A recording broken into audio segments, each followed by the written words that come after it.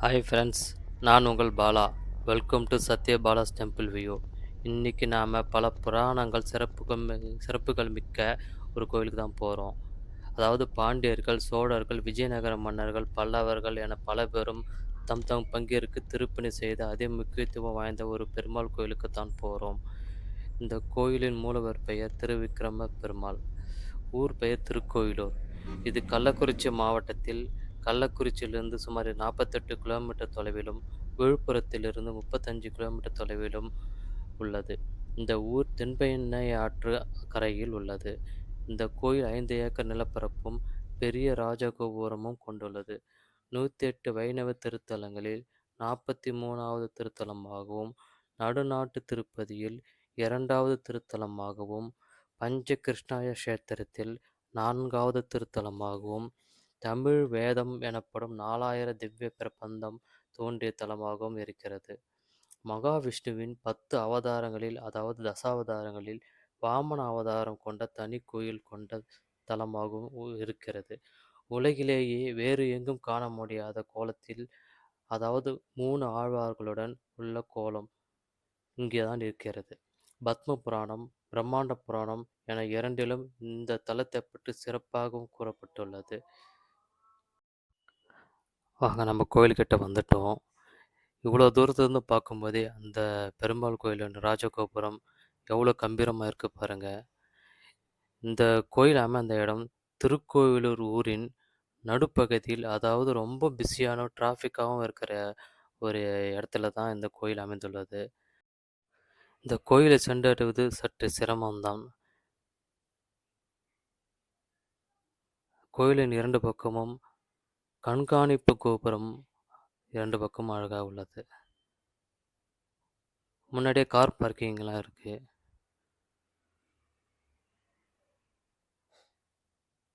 வாங்க, இதுதான் நுழைவாயில். அதாவது முன்னாடி உள்ள மண்டபம். நுழைவாயிலுக்கு முன்னாடி முன்புற மண்டபம். இங்கேயே நிறைய கடைகள்லாம் வச்சுருக்காங்க. எல்லா பொருளும் கிடைக்குது இந்த இடத்துல. சாமிக்கு வேண்டிய அர்ச்சனை தட்டு, பூ, பழம் எல்லாமே இங்கேயே வாங்கிக்கலாம். இந்த ஊர்லேயே தங்குறதுக்கு நிறையா லாட்ஜிங்க, ஹோட்டலுக்கு நிறையா இருக்குது. அதனால் தங்குற பிரச்சனையும் கிடையாது. சீப்பான ப்ரைஸ்லேயே கிடைக்குது. இந்த கோயிலின் மூலவர் பெயர் திருவிக்கிரம சுவாமிகள். அம்பாள் பெயர் புஷ்பவல்லி தாயார். தல விருட்சம் புன்னை மரம். தல தீர்த்தம் தென்பெண்ணையாறு, கிருஷ்ண தீர்த்தம் மற்றும் ஸ்ரீ சக்கர தீர்த்தம். க்ஷேத்திர நாயகர் வேணுகோபால் சுவாமி. வாங்க, கோயிலுக்கு முன்னாடி வந்துட்டோம். 2 பக்கமும் யானையோட சிற்பத்தை வச்சுருக்காங்க. பெரிய நுழைவாயில், அதுக்கேற்ற மாதிரி பெரிய கதவு.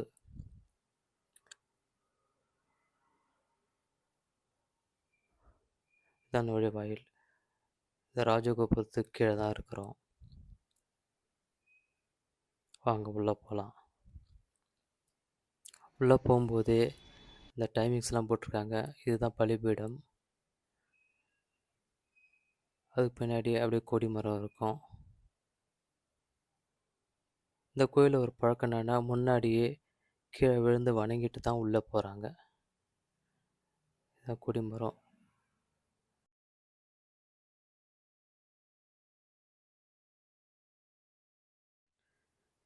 இதுதான் வேணுகோபால் சுவாமிகள் சன்னதி.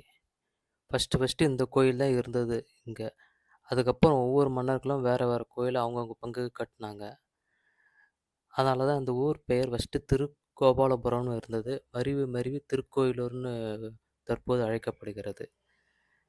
இந்த பக்கம் போனால் பூங்காவனம் தாயார் சன்னதி, அதாவது புஷ்பவல்லி தாயார் சன்னதி. இங்கே பாருங்கள், உள்ள நுழையும் போது ஆஞ்சநேயர்லாம் பார்த்துட்டோம். இதான் அந்த வேணுகோபால் சன்னதி. சரி, வாங்க உள்ளே போகலாம். இதுதான் மூலஸ்தானத்துக்கு போகிற வழி. உள்ளே நுழையும் போதே நேராக சாமியோடைய திருமாலுடைய பாதம் வச்சுருக்காங்க. இதை வணங்கிட்டு தான் போகணுன்றது ஐதீகம்.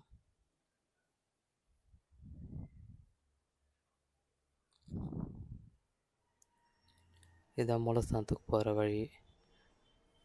அங்கேயே சாமியோடைய மூலஸ்தானத்தோடைய படம் வரைஞ்சிருக்காங்க பாருங்கள். இது கருடன், அது பக்கத்துலேயே சாமி படத்தை வரைஞ்சிருக்காங்க. இப்படி தான் உள்ள மூலஸ்தானத்தில் இருப்பாங்க. இதுதான் மூலஸ்தானம். இந்த கோயிலில் பொய்கை ஆழ்வார், பூதத்தாழ்வார், திருமங்கை ஆழ்வார் மங்களாசாசனம் செய்துள்ளனர். வலது கையில் சங்கும் இடது கையில் சக்கரமும் கொண்டுள்ளார். இது பிரகாரம், கோயில் பிரகாரம் சுற்றி வருவோம் பாருங்க. உட்புற பிரகாரம். சாமி வலது காலை ஆயா நோக்கி தூக்கியபடி நின்று காட்சி அளிக்கிறார். வலது காலின் மேல்புறம் லட்சுமி தேவியும், இடது கால் கீழே மகாபலி சக்கரவர்த்தியும், அருகே நமச்சி முனிவரும், சுக்கராச்சாரியார், ஆண்டாள், கருடன் ஆகியோர் பூஜை செய்கிறார்கள். இது வாமனர் கோயில். மூலஸ்தானத்து பின்பக்கமாகவே உட்புற பிரகாரத்தில் அமைந்துள்ளது. இது அப்படியே உட்புற பிரகாரத்துலேருந்து வெளிப்புற பிரகாரத்துக்கு வருவோம். இந்த கோயில் அமைப்பு, அதாவது மூலவருடைய அமைப்பு வேறு எங்கும் பார்க்க முடியாது. காஞ்சிபுரத்தில் கூட உலகளந்த பெருமாள் கோயில் இருக்குது. ஆனால் இந்த அமைப்பு இருக்காது, வேறு மாதிரி அமைப்போடு இருக்கும். இந்த வெளிப்புற பிரகாரத்தில் ஆஞ்சநேயர், லட்சுமி நரசிம்மர், லட்சுமி நாராயணர் ஆகிய சின்ன சின்ன கோயில்கள் அமைந்துள்ளன. சரி வாங்க, இந்த கோயிலின் புராண வரலாறு பற்றி பார்ப்போம். ஒரு காலத்தில் மகாபலி சக்கரவர்த்தி என்பவர் தான தர்மத்தில் சிறந்து விளங்கினார். அதனால் தன்னை விட இதில் சிறந்தவர் இல்லை என்ற கர்வம் கொண்டு தேவர்களை துன்புறுத்தி வந்தார். இதனால் தேவர்கள் மகாவிஷ்ணுவிடம் முறையிட மகாவிஷ்ணுவும் ஒரு புது அவதாரம் எடுத்து காப்பதாக வாக்கு கொடுத்தார். அதே சமயம் காஷ்யப முனிவருக்கும் அதிதி தம்பதியருக்கும் குழந்தை வரவில்லை இல்லாததால் பெருமாளை வேண்டி புத்திர காமேஷயாகம் செய்தனர். அதனால் பெருமாள் குள்ளமாக கொண்ட தேகத்துடன் இவர்களுக்கு மகனாக, அதாவது வாமனராக அவதரித்தார். வாமனர் மகாபலி சக்கரவர்த்தியிடம் சென்று 3 அடி தானம், பூமி தானம் கேட்டார். மகாபலி சக்கரவர்த்தி 3 அடி தானே என்று அவர் தருவதாக வாக்கு கொடுத்தார். அப்போது அருகில் இருந்த சுக்கராச்சாரியார் தனது ஞான திருஷ்டியால் வந்திருப்பது ஸ்ரீமன் நாராயணனே என்பதை அறிந்து தனது சீடனை காப்பாற்ற தானம் கொடுக்க வேண்டாம் என்று தெரிவித்தார். ஆனால் மகாபலி சக்கரவர்த்தியோ வந்திருப்பது ஸ்ரீமன் நாராயணனாக இருந்தாலும் அது தமக்கு பெருமையே, கொடுத்த வாக்கை தான் மீற மாட்டேன் என்று தானம் கொடுக்க முற்பட்டார். அப்போது சக்கராச்சாரியர் அருகிலிருந்த கமண்டலத்தில் வண்டு ரூபம் கொண்டு மறைந்து கொண்டார். பூமி தானம் கொடுப்பதற்காக தண்ணீரை ஊற்ற வராமல் போகவே வாமனராக இருந்த பெருமாள் ஒரு குச்சி எடுத்து அந்த கமண்டலத்தில் செலுத்த அங்கு மறைந்திருந்த சுக்கராச்சாரியர் கண் குருடாகி விலகினார். அப்போது வாமனர் விசுரூபம் எடுத்து வானுலகை 1 அடியாகவும் பூவுலகை 200 அடியாகவும் அளந்து மற்றொரு அடியை எங்கே என்ற கேட்க, மகாபலி சக்கரவர்த்தியும் தனது ஆணவம் நீங்கி தனது சிரத்தினை மேல் அவரது பாதத்தை வைத்து காட்ட, அவரோ அந்த சிரத்தினை மேல் கால் வைத்து அழுத்த அவர் பாதாளலோகம் சென்று அங்கு ஆண்டார் என்பது வரலாறு. சரி, இது நடந்தது கேரளாவில் தானே. இங்கு எவ்வாறு மூலஸ்தானம் அதாவது உலகளந்த பெருமாள் மூலஸ்தானம் அமைந்தது என்பது மற்றொரு வரலாறு. அதை பற்றி பார்ப்போம். இந்த திருவிக்கிரம பெருமாளின் விஸ்வரூபத்தை காண மிருகந்தி என்ற முனிவர் விரும்பினார். இது பற்றி பிரம்மாவிடம் கூற, பிரம்மாவும் பூவுலகில் கிருஷ்ண கஷேத்திரத்தில் உள்ள இந்த திருக்கோவிலில் தவமிருந்தால் காண முடியும் என்றார் பிரம்மா. அதன்படி மிருகந்த முனிவர் தனது மனைவி மித்ராவதியுடன் பல காலம் இந்த தலத்தில் தங்கி கடுந்தவம் புரிந்து தினமும் அன்னதானம் செய்து வந்தார்.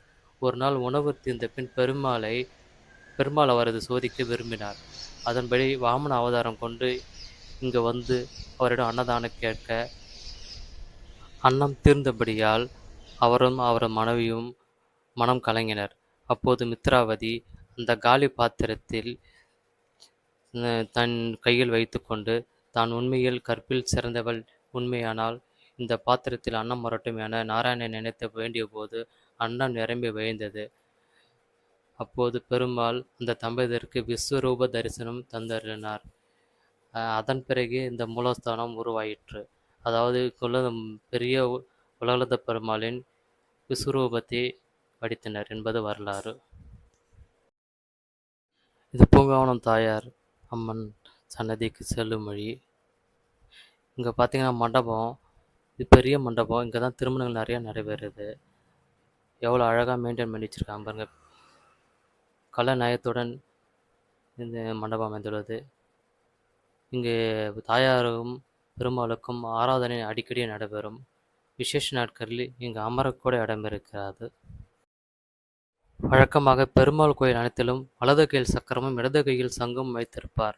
ஆனால் இங்குள்ள பெருமாளோ வலது கையில் சங்கும் இடது கையில் சக்கரமும் வைத்திருக்கிறார். இது பக்தர்களுக்கு ஞானத்தை அளிப்பதாக உள்ளது. தனது வலது கையில் ஒன்று மூன்றாவது அடி எங்கே என்று கேட்பதாக உள்ளது. வானத்தை நோக்கி தூக்கியிருக்கும் வலது காலை பிரம்மதேவன் ஆராதிக்கிறார். இத்தலத்தின் நடுநாட்டு திருப்பதி என்பதை அழைக்கிறார்கள். இது மினியேச்சர், அதாவது கோயிலோட மினியேச்சர். எங்கெங்கே எந்தெந்த சன்னதி இருக்குன்னு இதை பார்த்து தெரிஞ்சுக்கலாம். இதனால் எந்த கோயிலும் விடுபடாமல் பார்க்கறதுக்கு உதவியாக இருக்குது. இது பூங்காவனம் தாயார் சன்னதி அருகிலேயே உள்ளது. இதுதான் பூங்காவனம் தாயார் சன்னதி போகிற வழி. வாங்க உள்ளே போயிட்டு தரிசனம் பண்ணிட்டு வரலாம். இது சக்கரத்தாழ்வார் சன்னதி. அப்படியே தரிசனம் முடிச்சுட்டு பிரகார பக்கம் ஆகும். இது நமது நண்பர் சங்கரன்ற ஆன்மீக பக்தர். இவரும் நானும் சேர்ந்து சிறுவயது முதலே பல கோயில்களுக்கு சென்று வந்துள்ளோம். சரி, இந்த கோயிலில் 3 ஆழ்வார்களும் ஒரு சிறப்பு உள்ளது. ஒரு சமயம் இந்த 3 ஆழ்வார்களையும் இணைக்க பெருமாள் ஒரு திருவிளையாடல் புரிந்தார். அதன்படி ஒரு நாள் அடைமழை பெய்ய செய்தார்.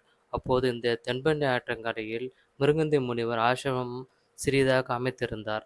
அதற்கு முதலில் பூதத்தாழ்வார் முனிவரிடம் தங்க அனுமதி கேட்டார். முனிவரும் ஒருவர் மட்டுமே படுக்கலாம் என்றார். பிறகு பேயாழ்வார் வந்து அனுமதி கேட்டார். அதற்கு பூதத்தாழ்வார் ஒருவர் படுக்கலாம், இருவர் அமரலாம் என்றார். பிறகு சிறிது நேரத்தில் பொய்கை ஆழ்வாரும் தங்க அனுமதி கேட்க, ஒருவர் படுக்கலாம், இருவர் அமரலாம், மூவர் நிற்கலாம் என்று மூவரும் அணைத்து கொண்டு நின்றனர். சிறிது நேரத்தில் இன்னொருவரும் நெருக்கப்படி வந்தது போல் இருக்க, யார் என்று பார்த்தால் அது ஸ்ரீமன் நாராயணரே. அப்போது பேர் ஒளியுடன் பெருமாள் மூவருக்கும் காட்சி தந்து முக்தி அருளினார்.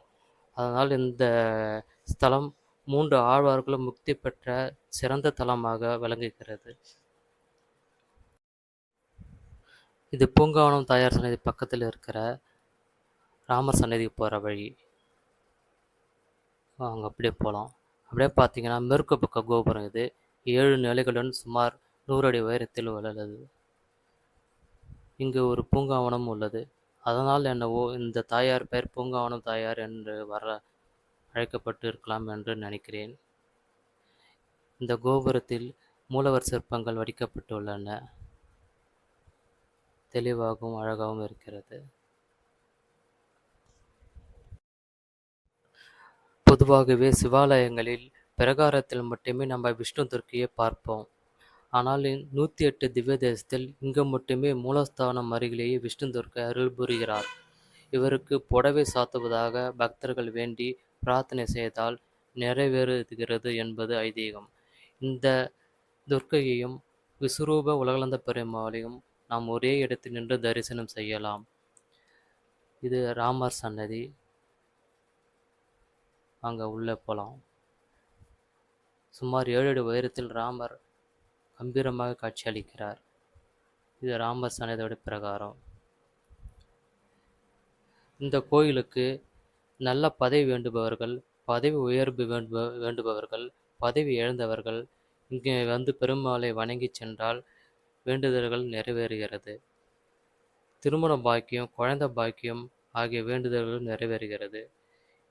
இங்கு பூங்கோவில் தாயார் சன்னதி அருகில் உள்ள சக்கரத்தாழ்வார் பெருமாள் சொரூபமாக உள்ளதால் எதிரி பயம் உள்ளவர்களுக்கு அந்த துன்பம் நீங்குவதாக உள்ளது. இங்கே பள்ளி கொண்ட பெருமாள். இங்கே தான் சொர்க்கவாசல் அன்னைக்கு, வைகுண்ட ஏகாதசி அன்னைக்கு சொர்க்கவாசல் திறப்பாங்க. அந்த மண்டபம் தான் இது.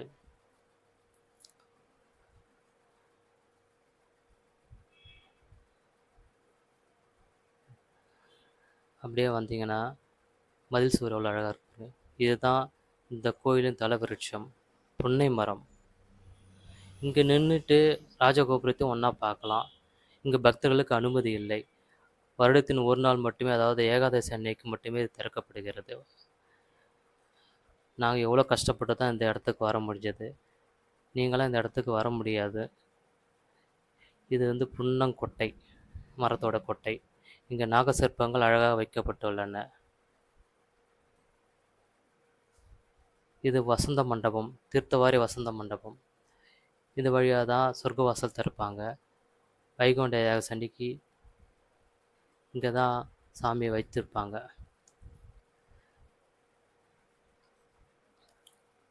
இது அந்த மண்டபம். இது சக்கரத்தாழ்வார்.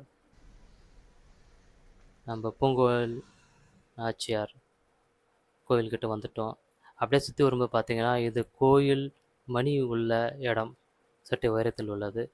பக்கத்தில் பூங்கோவில் நாச்சியார் கோயில் போகிற வழியோட மண்டபம், மண்டபத்துக்கு மேலே உள்ள ஒரு கோபுரம் எவ்வளோ நுணுக்கமாக அழகாகவும் இருக்குது பாருங்கள். வாங்க அப்படியே வெளியில் வந்துட்டோம். இந்த கோயிலை சுற்றி நிறையா கடைங்க இருக்குது. எல்லாம் இந்த நிர்வாகத்துக்கு உட்பட்டது. இங்கிருந்து சுமார் 200 மீட்டர் தூரத்திலேயே வடக்கு கோபுரம் உள்ளது. இது சற்று குள்ளமாக உள்ளது. 5 நிலைகளுடன் உள்ளது. இங்கேயும் சிற்பம் அழகாக வடிக்கப்பட்டுள்ளது. இதன் அருகிலேயே தான் திருக்கோயிலூர் பேருந்து நிலையம் அமைந்துள்ளது. அதன் அருகிலேயே ஆற்றங்கரை, அதாவது தென்பெண்ணை ஆற்றங்கரை அமைந்துள்ளது. பஸ் ஸ்டாண்ட்லேருந்து கிட்டியே அப்படி நடந்து வர தூரம் தான். இது சன்னதி தெரு. பெரிய கோபுரம் அமைந்துள்ளது. இதுதான் தமிழ்நாட்டிலேயே 3வது உயரமான கோபுரம். அதாவது சுமார் 11 நிலைகளுடன் 193 அடி உயரம் உள்ளது. மிகப்பெரிய ராஜகோபுரம். இது பக்கத்தில் தெப்பக்குளம் அமைந்துள்ளது. இங்கு தான் தெப்போற்சவம் நடைபெறும். ஆனால் தற்போது சீரழிந்து உள்ளது. இது சீரமைக்க நடவடிக்கை தேவை. இந்த கோயிலுக்கு நீங்களும் ஒரு வாட்டி வந்த பெருமாளுடைய அனுகிரகம் பெறும்படி அன்புடன் அழைக்கிறேன். நமது சேனலை சப்ஸ்கிரைப் பண்ணி அந்த பெல் பட்டன் அழுத்திக்குவாங்க. லைக் பண்ணுங்கள், ஷேர் பண்ணுங்கள். கண்டிப்பாக சப்ஸ்கிரைப் பண்ணுங்கள். நன்றி, வணக்கம்.